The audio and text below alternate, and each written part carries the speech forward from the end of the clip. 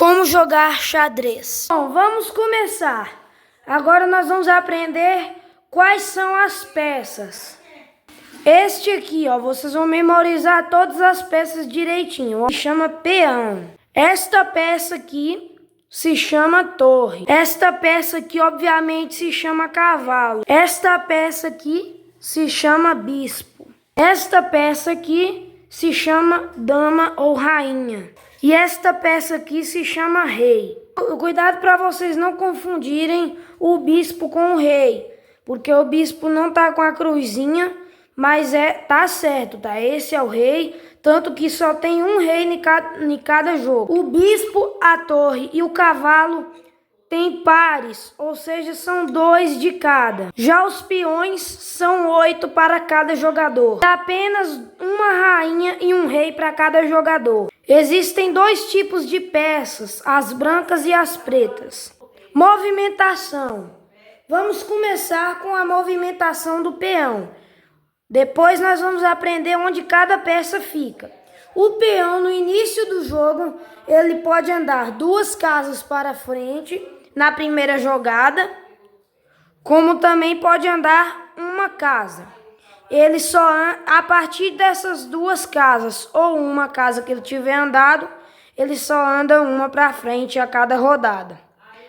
Ó, relembrando, ó, ele andou 2 casas aqui, o outro joga, a partir daí ele só anda mais uma casa. Ele andou uma casa aqui, o outro joga, a partir daí ele só anda uma casa, entenderam?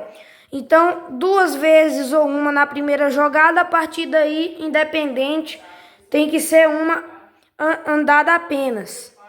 A torre, ela anda em linha reta, quantas casas ela não tiver limitada. Lembrando que qualquer peça, com exceção do cavalo, sendo sua ou do adversário, não pode ser pulada. Por exemplo, essa torre aqui, ela vai vir para frente, ela não vai poder saltar por cima dessa peça, como também não vai poder empurrar. Seja só nas capturas. Se for do adversário, você pode capturar, mas já vamos ver isso. Bom, a torre ela pode andar para frente, quantas casas estiver limitadas, para trás, para o lado ou para o outro. Ou seja, ela anda em cruz, tá? O cavalo é meio complicadinho de se entender como se anda, mas é muito simples também. O cavalo é a única peça que pode saltar outras peças, sendo suas ou do adversário. Ó, ele anda em L. Por exemplo, ele está aqui, ele vai andar como? Ele, sem contar a casa dele, ele vai andar 1, 2 e vira para o lado. Ou 1, 2, vira para o outro. Ou aqui, 1, 2 e vira para cá. 1, 2, vira para cá. Ou como também pode estar aqui e andar 1, 2, vira aqui. Entendeu?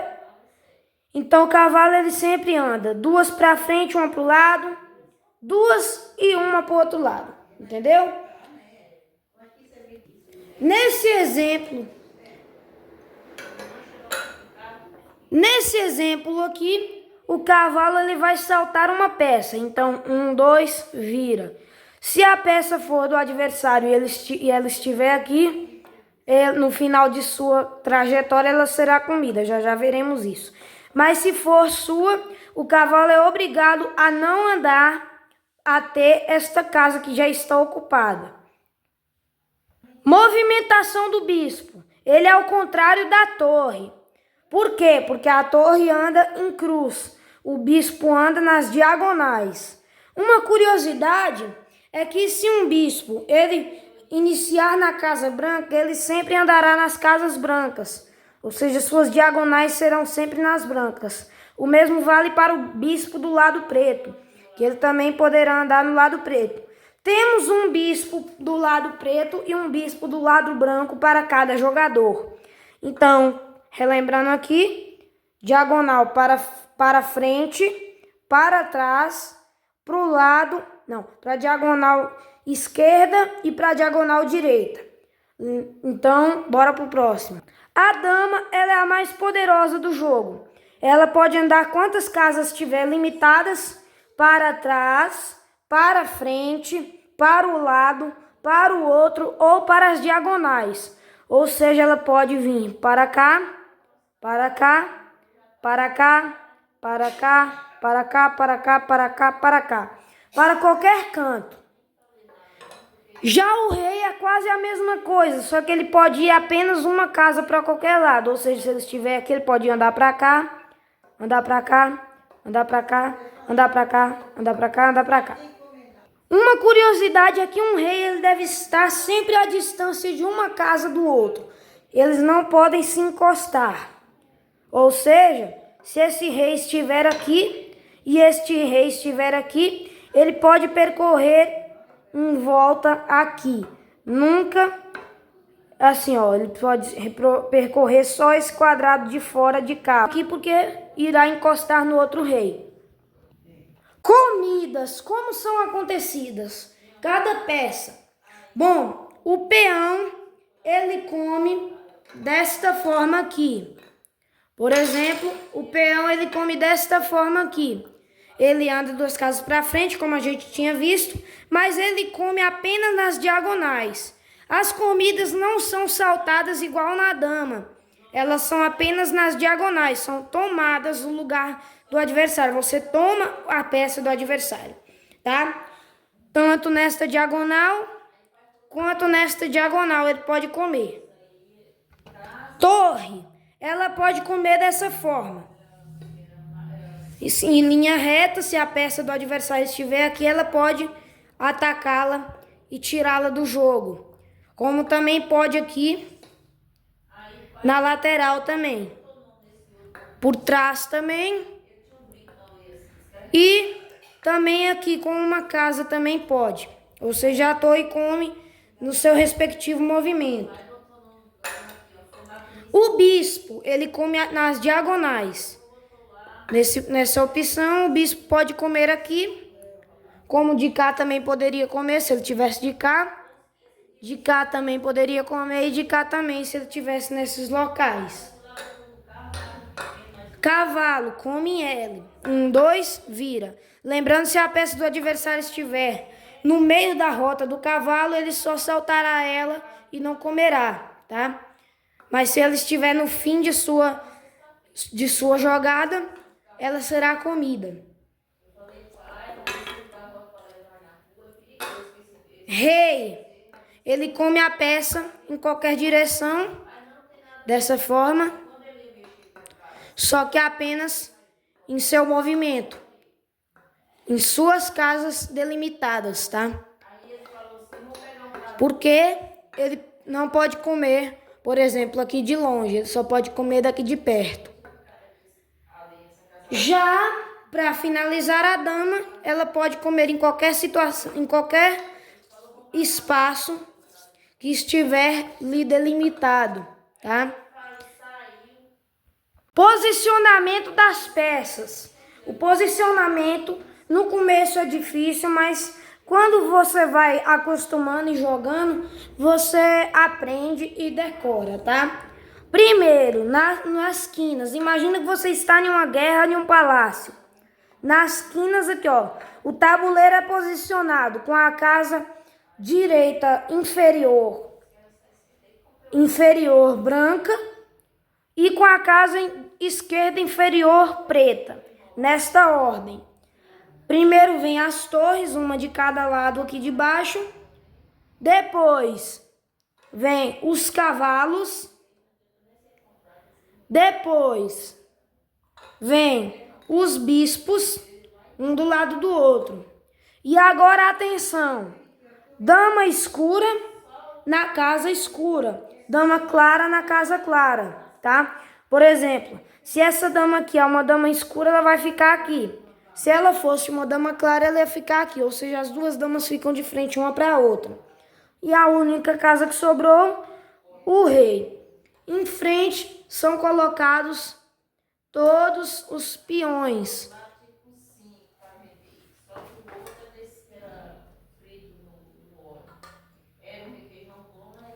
Pronto, agora vocês replicam do outro lado a mesma coisa que nesse, com as brancas. Colocadas as peças, eu vou mostrar para vocês aqui o posicionamento das peças do rei e da rainha. Caso vocês não estejam lembrados. Lembra que uma está de frente para a outra, mas se os dois participantes não souberem, vocês vão colocar aqui, ó, dama clara, como eu disse, na casa clara. E a última casa que sobrou, o rei claro na casa preta, tá? Na casa escura. E aí está pronto para começar o jogo. Agora eu vou mostrar algumas situações de ataques. Primeiro, o roque. O roque é muito simples. Para isso você vai ter precisado mexer com o cavalo e o bispo. Ó, tem o roque maior, o Grand Roque, que é esse, e o roque menor, que é o pequeno roque. Mas o que acontece? O Grand Roque, ele é... Vamos lá, vamos começar com o roque pequeno. Para isso você vai precisar liberar essas duas casas, a casa que está separando o rei da torre. Como as brancas começam, é obrigatório as brancas começarem, vamos fazer uma simples demonstração. Aí aqui, vou liberar espaço aqui. Este aqui vai vir uma casa. E aqui, viemos com o bispo aqui. E agora podemos realizar o pequeno roque. Como é esse pequeno roque? Tendo a casa entre a torre e o rei sem nada, vazias, você vai andar duas casas para o lado em direção da torre com o rei e passá-la a seu lado. Só nessa opção, só nesse tipo de jogada, que é o roque, tanto pequeno quanto grande, que essas duas peças podem mexer dessa forma, tá? O rei só pode mexer duas casas nesta ocasião. Agora vamos para lembrando que as peças para fazer o roque, tanto a torre quanto o rei, não podem ter sido mexidas para fazer o roque no momento anterior do roque. Agora aqui vamos liberar o espaço para o peão. Já o grande roque é muito simples. Eu vou deixar as peças aqui expostas aleatoriamente, só para vocês verem, tá? Não façam isso exposta aleatoriamente, tá?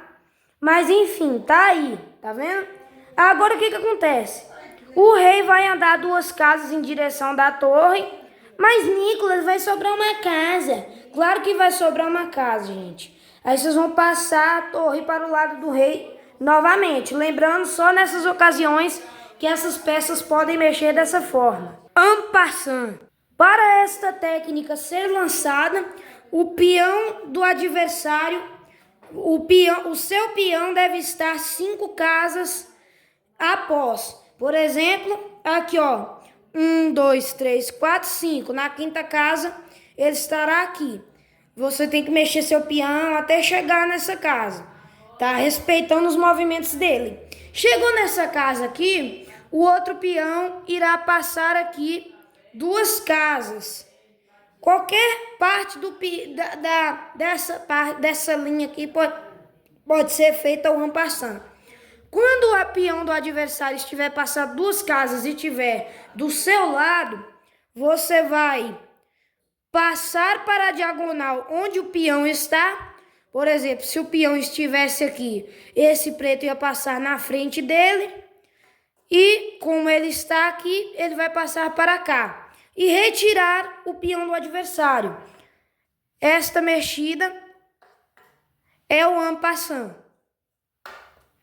Mas só pode ser feita nessa ocasião, nessas devidas posições que eu falei. Então é isso. Agora eu vou mostrar para vocês o checkmate. Esta posição aqui é considerada uma posição de xeque-mate. Por quê? Porque o rei... Esta posição, isso que é um xeque-mate. Essa posição aqui é um xeque-mate. Por quê? Porque se o rei ficar parado, a torre ataca ele. Se ele vir para a diagonal da torre, tentando se safar, o cavalo 1, 2 vira, ataca ele também. Se ele vir para frente, esta outra torre está atacando. Se ele vir para a diagonal, este bispo está atacando. Se ele vir para cá,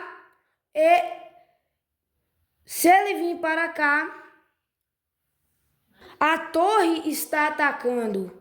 Se ele vir para cá, para a diagonal da torre, a rainha está atacando. Se ele ficar parado também, o cavalo ataca. Como também se ele vir para cá, o bispo ataca. Xeque-mate é assim, quando o rei fica impossibilitado de se mexer. Isso é um xeque-mate. Lembrando que o rei ele nunca é comido igual as outras peças, tá? Então ele é só travado. Então essa é uma posição de xeque-mate, onde as pretas dão xeque-mate no rei branco. Então é isso, espero que você tenha gostado. Deixe seu like, se inscreve no canal, ative o sininho de notificação, compartilhe com seus amigos e tchau!